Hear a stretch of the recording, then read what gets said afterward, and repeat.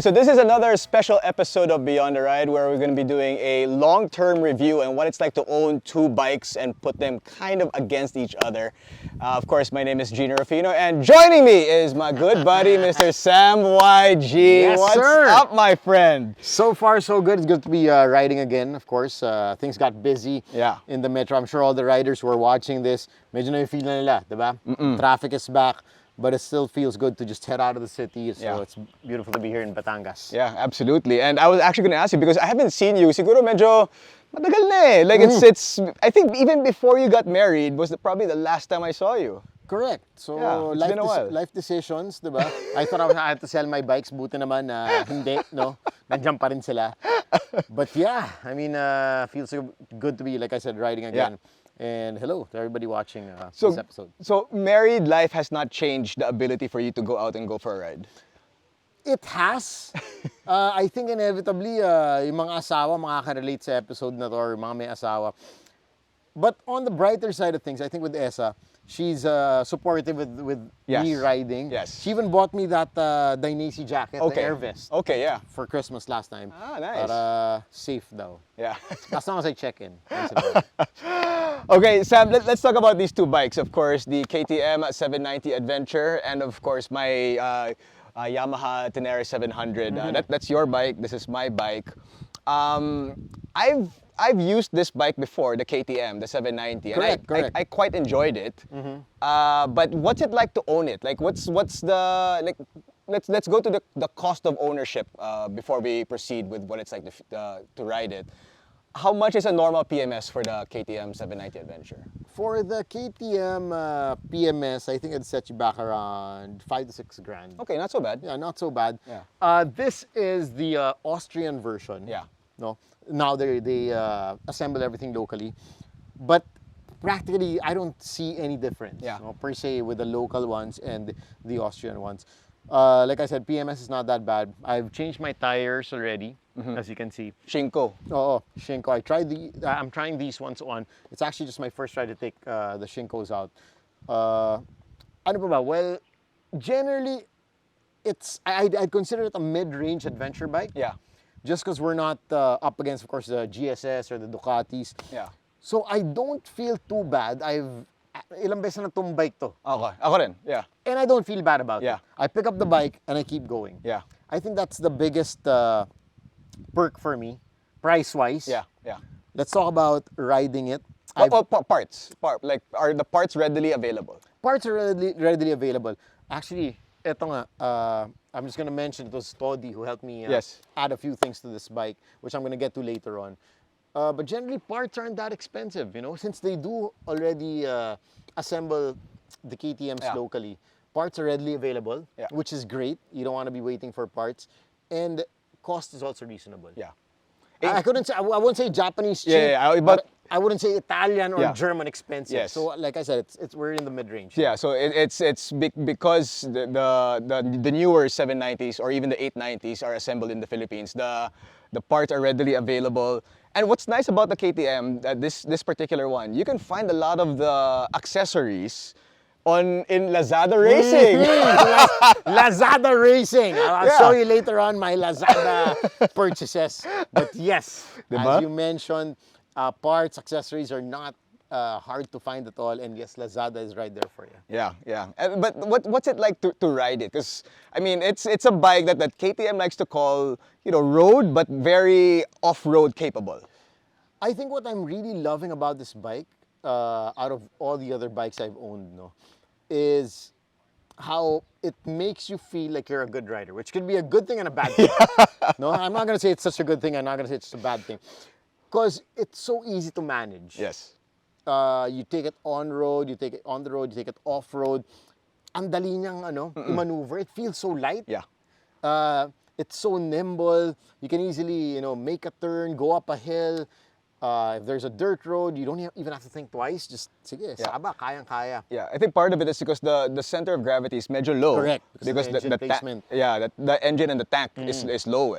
Right. So that's going to be the big difference compared to this one. No? But because the tank is low, off-road and low-speed maneuvers is so easy to ride this bike. Very stable. In fact, this is the first big bike I ever rode. Oh, okay. So I've been riding for several years now, but all of the bikes I really rode in the beginning were, well, first mga 150cc, Okay. then mga 400, and then the mga I remember, naked oh, bikes. tama, Yeah, tama. yeah. And then I remember actually the first time also, on that note, Yeah. nakwento mo rin, the first time I tested this out, it Yeah. wasn't even mine at Yeah, that time. kasama tayo. Magkasama tayo. Oh. And I was raving about the bike. Nag-long ride tayo to Batangas at that time, no, Nasugbu. And I was like, this bike Yeah. makes me feel so good. Yeah. It just made me feel so good. And right when we got back from that ride, called them up. I said, all right, I want one. Sold. Sold right away. Sold. Yeah, yeah, and it's one of those bikes that it made me realize at first before I got on it, I was like, medyo takot ako eh. It's just like, wow, this is the Intimidating. yeah, this is the first bike I'm riding na hindi naked, not 150cc. It's big. It's stuffy still. I mean, Yeah. I think all adventure bikes Yeah. would still have that stuffiness, so to speak. But when I got on it, I'm like, what was I worried about? Diba? It's parang, It's too easy. ano to? Bakit ganito? Oo, Diba? Parang the looks don't really do justice to, doesn't equate Yeah. to how you feel when you ride it. Yeah, yeah. The T7 for me, don't get me wrong, it's not difficult to ride. It's not too heavy. It's quite easy to maneuver. Slow speeds, fast on the highway. It's stable. Kaya lang, because it's tall, Yes. and I'm not tall, it makes it a little bit hassle. I don't want to say difficult, but a hassle in the city Okay. and Correct. and off road, sa mga trail. So don't get me wrong, it's very capable. Just because of your height, I Yes, guess. But yes. you lowered this. I did lower it. Oo. So I did lower it. I put lowering links, Uh-huh. but it kind of changes the dynamics Dynamics of of the the bike, right? So it's not the T7 that Paul Tares was using, his first T7. It's not. It kind of loses a little bit in that sense. I would actually add to that story kasi Yeah. may 790 Adventure R. Diba? And a good buddy of ours, Yes. si Papi Ryan Agoncillo, Yes. got that one Yeah. and lowered it as well. Yeah, we're about the same height. Correct. Ryan and I, yeah. Because I have to admit that's absolutely correct na if you're tiptoeing, especially if you're stuck in traffic or you're up in the trails, it gets a bit tricky. You don't Yeah. want, you want to have your feet planted just for your peace of Yes, mind. yes. Diba? Yeah, just to give you an example, when I first got the bike, wala pang crash guards, nothing, right? I got so excited when I got back from the States. Wala pang crash guards, nothing. Okay. I took it on a trail. Uh-huh. Medyo stupid. Siyempre, off balance ng konti, medyo muddy. I tried to put my foot down, ang layo Malayo. pala. Malalim. So I put my foot down, I was like, oh my God, it's too far. And by the time my foot hit the ground, Weight ng yung bike. angle nandun na. Wala na, oo. So wala na, bag. It Correct. fell, I dented the tank. Actually, I've dropped this thing maybe 3-4 times already, all off-road. Part of that is because it's hard for me to reach the ground. So when did you lower it? Even when it's lowered. Ah, talaga? Lowered na Even when siya. it's lowered, Lower- okay. So give me an example. I bought the bike before I left for the States last year. Uh-huh. And when I was gone, I had it lowered already. I bought the lowering links, I sent it to the Philippines, I had them lower the bike. So by the time I rode it, lowered na siya. Okay. But when I first rode the bike, at the very first time, yung stock pa siya, I could hardly get to the ground. It is a tall bike. It's a tall bike. When they released it, Yeah, I it's a found the tall bike. bike super beautiful. Yeah. No, I love to be honest, I love the headlights. Yeah. Like you got all these little circles going Yeah, on. yeah, yeah. Looks like a bumblebee, a mad bumblebee is Yeah. gonna, attack. And there's actually a kit for the KTM 790, no? The car kit that makes it look like this. Oh, really? There is. Ah. It's pretty expensive. Yan, hindi mo na malalazada yan. No? But it converts the headlights and everything to something like this. Okay. Makes it look a lot taller. Okay. But speaking of tall, that's why I love the look of the bike when they released it. Yeah. Pero sabi ko, shit, ang taas. Mataas siya. Mukha siya mataas na bike. Yeah. But having said all that, no, tall bike, I've dropped it several times. The beauty is because it's Japanese, Yamaha, it's not expensive to have it fixed, Correct. right? I've bent the handlebars. That was a pretty intense drop, I guess. Kung ganun, ha? For you to bend the handlebars. Dented the tank, bent the handlebars. All they did was, change the handlebars, fix the tank, and it's back to normal. And it doesn't hurt your pockets and too it doesn't much. really hurt them. I mean, of course, cost is relative. Pero, ito na lang. My other bike is a Multistrada, Ducati Multistrada. Yun, I will never take off-road. Oh, Because, usap tayo dyan. Pag nahulog yung Multistrada, medyo masakit. Dansal ka muna kay Lord. Masakit yun, di ba? Pupulutin mo yung bike, tapos dadasal ka, Lord, sana walang gas-gas. Kasi alam natin, yung Multistrada na yan, pag may nagasgas dyan, medyo talagang masakit sa feelings. Yeah. No, you know what I would do? Pag nahulog yung Multistrada, tatalon ako para ako mauna. Diba? No, it's true. It's one of those bikes. I mean, we love these bikes. Don't get us wrong. These are absolutely. Me and my brother, we had a Multistrada Pikes Peak. Yeah. At one point before. Yeah. Absolutely fantastic bike. With all due respect, super comfortable, massive. I was struggling with it going around traffic in Metro Manila already, but take it to the highway. Love it. Take it out of town. Yeah. Ang sarap niya. Yeah. Okay, so let's go back to these two. Because these two are the mid-range, the middleweight ADVs. What I like about these two is that when you take them off-road, very capable. Very capable of. In fact, I'll go as far as saying, I prefer this bike off-road than on the road. Really? Yeah. Okay. Because, I mean, I don't break any laws. I just want to point that out. But when you're going at speed on the mga highways, expressways, okay. Ramdam mo na. Ramdam ko eh. Like is it because it's tall or is it because it's slim? It's slim and it's tall. Don't get me wrong, it's still stable, but it does have STRs on there, which is more, I don't want to say it's more for off-road because you need knobbier tires for off-road. But it's not exactly the best at speed on the expressway. Okay. But that's why there's the Multistrada, right?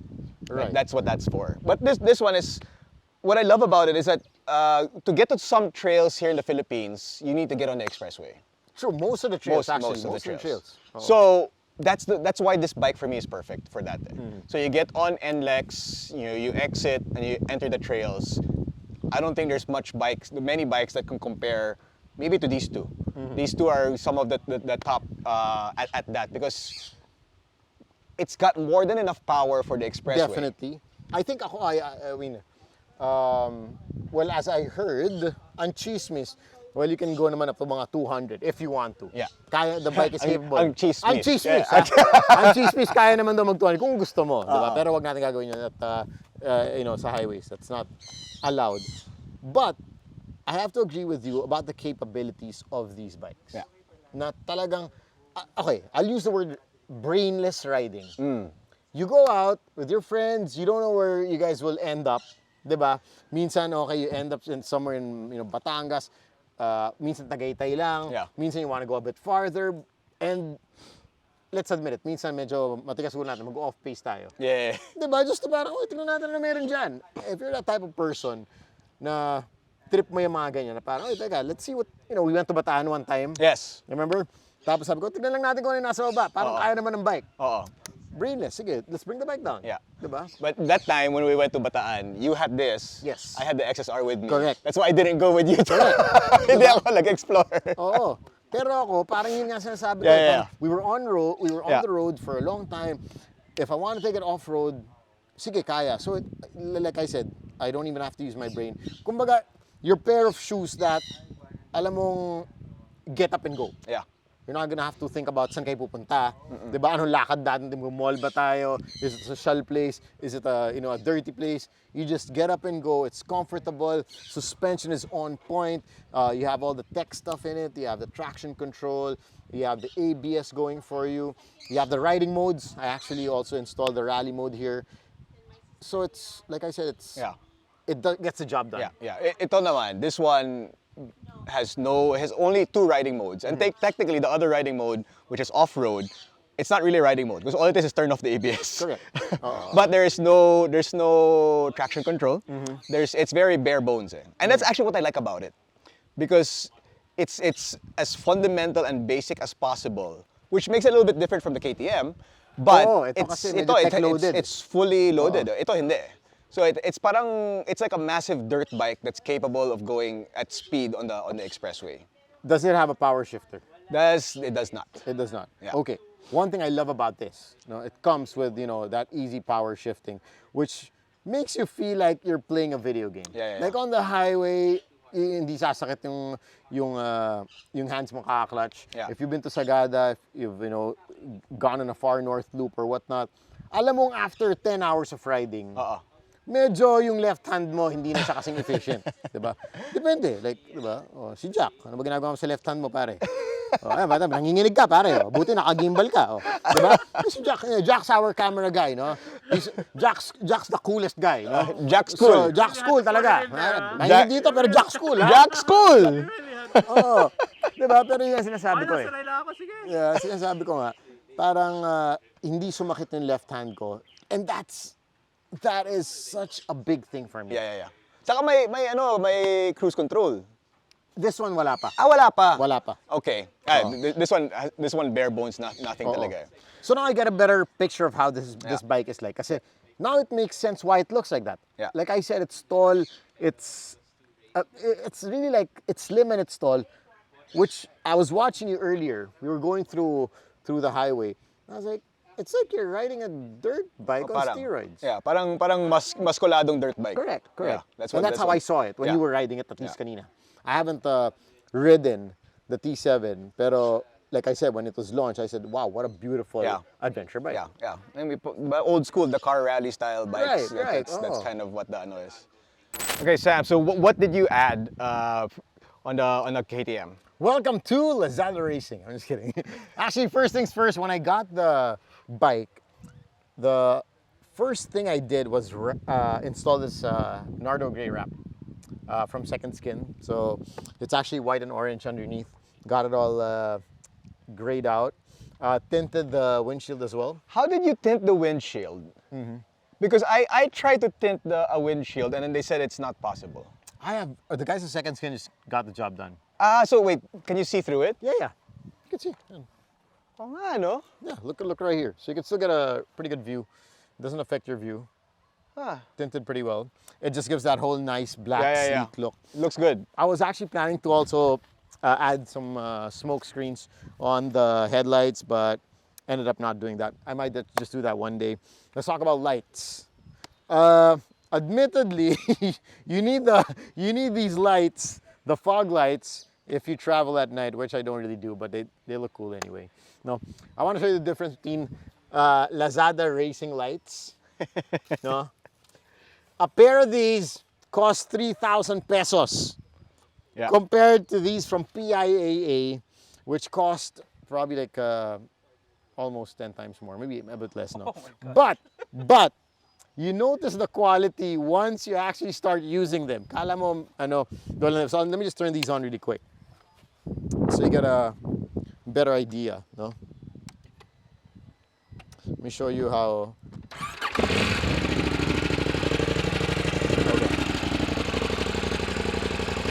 Yeah, these are on. Yeah.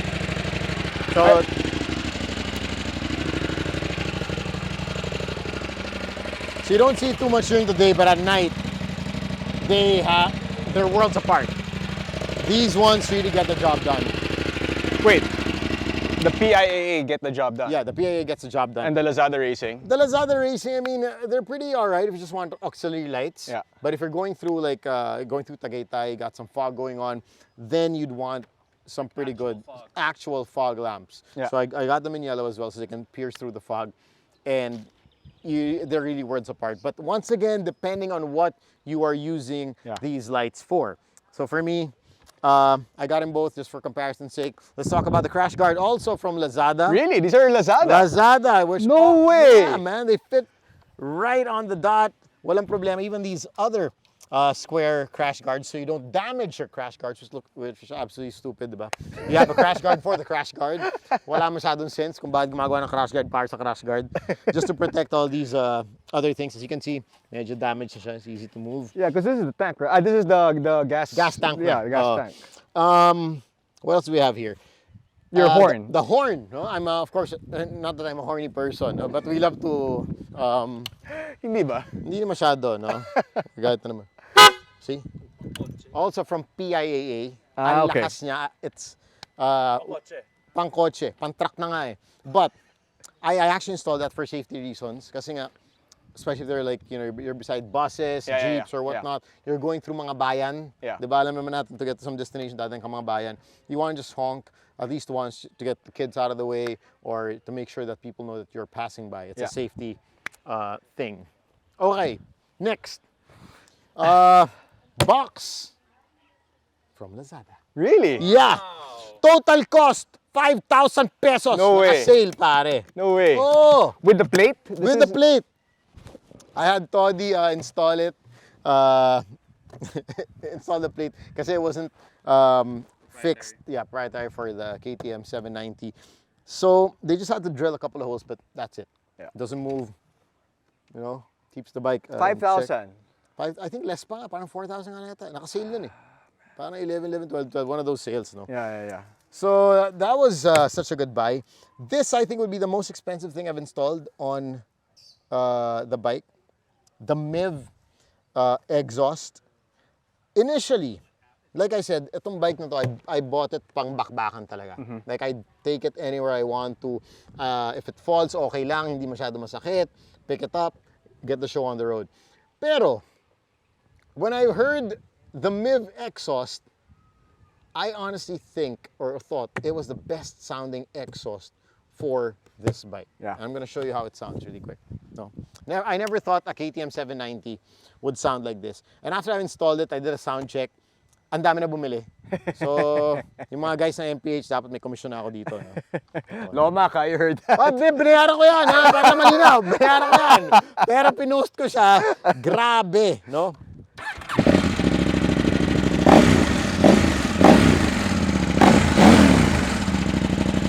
Nice, it has that throaty ano pa, no? Exactly. It's there. Hindi pa naka-decat yan. So, pwede pa siya palakasin, but I wanna be considerate sa mga kapitbahay natin because ayaw natin manggulo ng mga tao. I feel like it's like Goldilocks, just right. Correct. So, you got that nice squeeze as well. Yeah. I think it added a bit of horsepower, about to go to 3 to 5 horsepower on the bike, which, once again, useful on the highway. Other than that, you don't really have too much use for it. Okay, let's talk about the tires. These are Shinko tires, no? From JT Marketing. Our good friends set me up with these. And like I said, it's my first time actually taking these out. Yeah. Off-road. I've been using it on-road. So far, okay. But off-road, ngayon ko na siya nagamit. So far, through a few dirt roads, feels absolutely fantastic. So I gotta use this a bit more. No? Yeah. Kasi I think 11,000 na rin ako dito. Okay. What else do we add here? Of course, a little, like you don't have this, you need this, the side stand plate. Yeah. Para medyo mas stable yung bike kasi minsan you park on like pebble roads or whatnot. Yeah, I think that's pretty much what I've. Ito, of course, phone holder. Yun. Yeah. Does Essa ride the bike with you? Yes. How is it with the pillion? She's done. We've done siguro mga 3 back rides, and I think tinatawag namin business class. Kasi etong 4,000 ko na box, meron pa siyang backrest, ha? May backrest pa to. So, it's business class. May foam ka pa dito to support your lumbar. Ergonomic. And it's a funny story, and it's a true story. You can actually ask her about this. So, sobrang comfy. One time, we were on the way home from Tagaytay. Nakatulog siya. Oh, of course. I'm not kidding. Tapos nagising lang siya kasi umambon. So, that's one thing that, is really good about this box here. All right, cool. Pretty basic stuff. Yeah. The rest I wanted to leave stock kasi nga, like I said, I bought this bike and I'm using this bike for a purpose. So I didn't want to touch too much, or I'm happy with the power delivery. I'm happy with how fast it goes.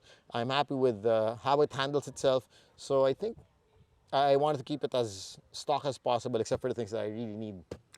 Yeah, well, the things that you added are kind of like the necessity parts. Functional. Yeah, the functional. functional I mean, maybe stuff. except for the wrap, but it makes it look better. Yeah. But yeah, the lights, the crash bars, the top box, the horn, Yeah, all the stuff that you kind of would add to an adventure bike. Correct.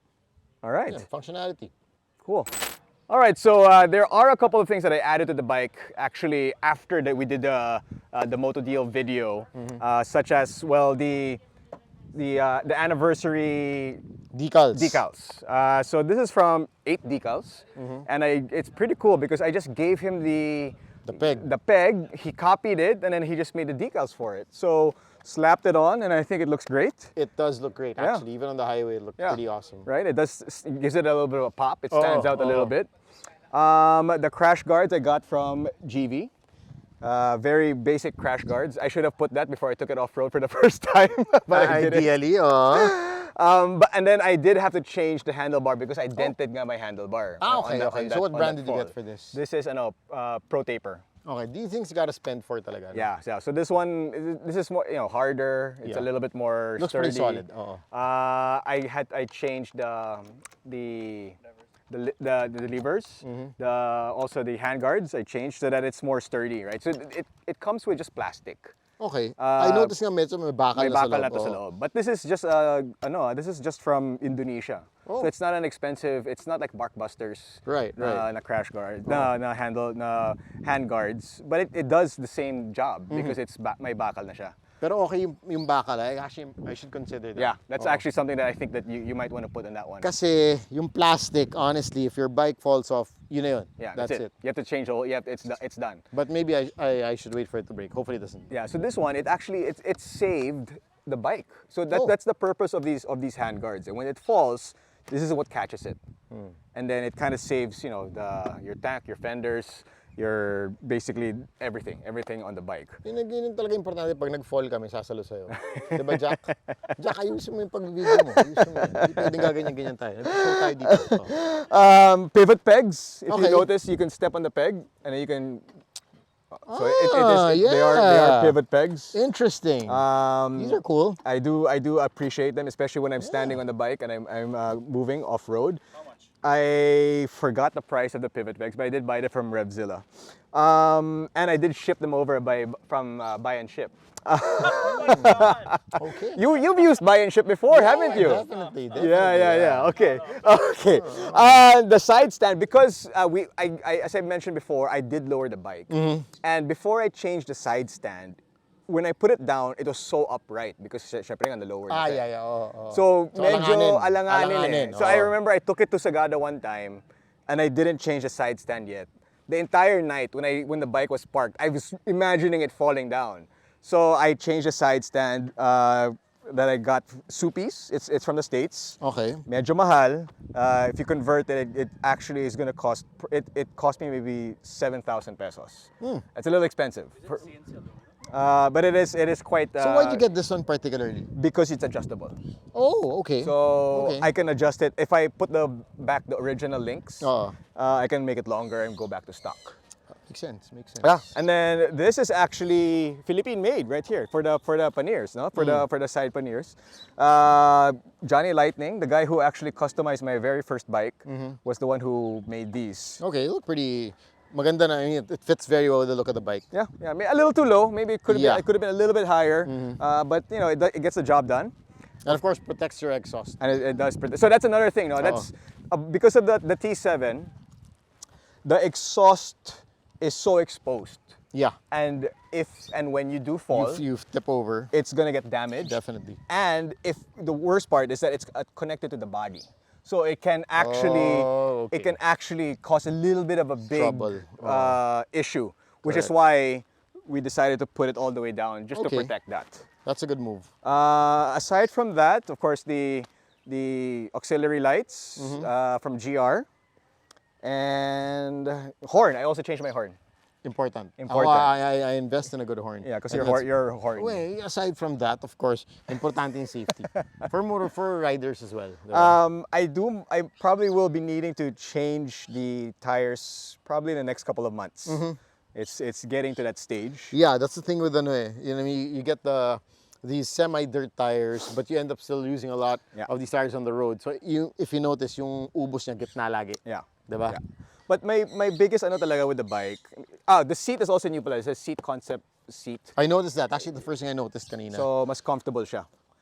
But my really, it's a great bike, right? I love it. It's one of my favorite bikes in the world. It's just that I just wish it wasn't, or maybe I should wish I was taller na lang, diba? Or yun na lang. A little bit taller. Yeah, I wish I was a little Little bit bit taller. taller. Yeah. No, because I changed the height, it did change the dynamics dynamics a of the little bike. bit, right? So, I mean, it's not like naman I'm gonna go super full off-road na Correct, crazy correct. naman eh. Na But parang si Mark Sung, may kilala tayo, mga oo, ganun, yung mga diba? ganon, diba? So, Ayaw mo ng tomato. I mean, for the purposes of the bike, I think it's right there in the sweet spot of where it is, where I want it to be. So I don't think I'm gonna add anything else to the bike. I think this is it. Maybe I'll just change some of the damaged parts because, as I mentioned, I have dropped the bike a couple few of times. times. But So no top box. I think, Why?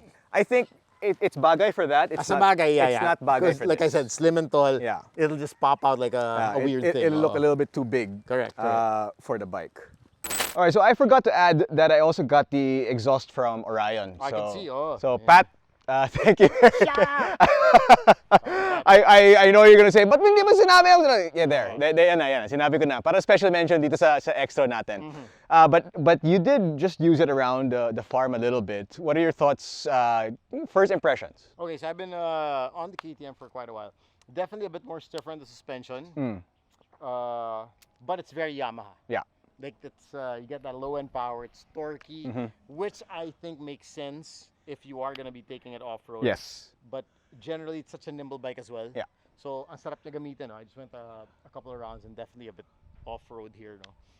So I can just imagine it on road, but I could see why due to the height it could get a bit. Yeah. Hindi naman not unstable. That's not the Yeah. word. A bit more alanganin. Alanganin. Ah. Yeah. I mean, it's also a little top heavy. Yeah. So a little bit, especially compared to that. Like the dynamics of this, Yeah. since it's bottom heavy, it keeps you planted on the ground. Yeah. Like definitely you could go like third gear, fourth gear, Yeah. whatnot, and you're very much planted on the Yeah. ground. Yeah. This one takes a bit more skill and agility to move around. Yeah, I think that's a good word for it. Because like you mentioned, when you're riding this bike, you felt like sobrang galing ride. So, diba? magaling kayo, Oo. oo. Ito, you have to be your skill level has to be a little bit higher siguro to get the most out of it. Correct. To full Paul Tares it. You have to be Paul Tares. Hindi, like I said, like you mentioned, it does feel like a dirt bike on steroids. Yes. Yeah. Which is capable of course, getting on the highway and whatnot. Yeah, so as I mentioned before, we have done both of these bikes on the MotoDeal channel. So if you guys want to learn more about them, you can actually search on the MotoDeal YouTube channel and you can have the review on the KTM and then of course the review on the T7. Sam YG, always a pleasure, always awesome riding with you. Thank you. I mean, it's been a while. Oo. Nice that we finally got out. Anything to plug, Mr. Sam? Yeah. Boys Night Out, of course, Magic 89.9, 5 to 7 p.m. as of now, Mondays to Thursday, and we do a podcast called Lechong Pag-ibig To. Find it on Spotify. All right, Sam YG, and Thank you. of course, if you guys out there want to learn more about the bikes or anything around motorcycles and some great deals on some other motorcycles, you can log on to www.motodeal.com.ph. Till next time, peace.